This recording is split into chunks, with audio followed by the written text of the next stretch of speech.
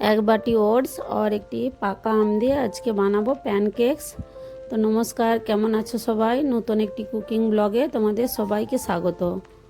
आमी देखो आज के पैनकेक्स बानाबो। तो भिडियोटा भालो लागले प्रथम दिकते लास्ट अब्दि स्किप करे पूरा भिडियोटा देखार अनुरोध करछि। देखो आमी एकटा आम केटे आगे सेटाके केटे निয়েছি, साफ करे रेखेছি छिलकाटा दिए। तारपरे देखो एक बाटी ओट्स निয়েছি और हाफ बाटी सूजी निয়েছি, एक आम के केटे निয়েছি और हाफ बाटी चीनी नेब।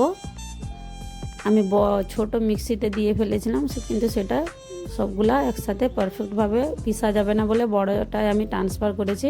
1.5 बाटी आमी दूध निয়েছি और एकटू जल दिয়েছি, हाफ बाटिकेও कम दिए एगुलानके भालो करे स्मूथ भावे पेस्ट बानिয়ে नेब। তোমাদের কাছে যদি পাউডার দুধ থাকে পাউডার দুধও দিতে পারো। যেমন সুজি নিয়েছো সেরকম হাফ বাটি পাউডার দুধ দিয়ে দিবে, মেজারমেন্ট ওরকম করেই দেবে।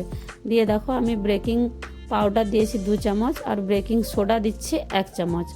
পাউডারটার কোয়ান্টিটি বেশি দিতে হবে আর সোডাটার কোয়ান্টিটি কম দিতে হবে। মানে পাউডার তুমি 2 চামচ দিয়েছো তো সোডা 1 চামচ দিতে হবে ছোট।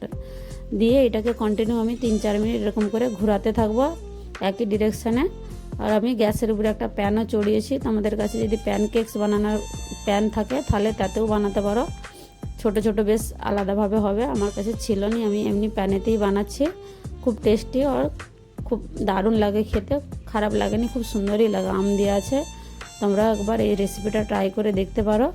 আমি দেখো উপর থেকে একটুখানি তেল লাগিয়ে নিচ্ছি ব্রাশে করে, এরকম করে সবগুলোকে আমি সব হালকা তেল দিয়ে আমি সেঁকে নেবো। বাস আজকে আমার হয়ে গেছে প্যানকেক্স, খুব সুন্দর হয়েছিল খেতে। তো আজকে রেসিপি যদি ভালো লাগে একটা লাইক কমেন্ট শেয়ার অবশ্যই করবে। ভিডিওটা এখানে শেষ করছি, সবাই ভালো থাকবে।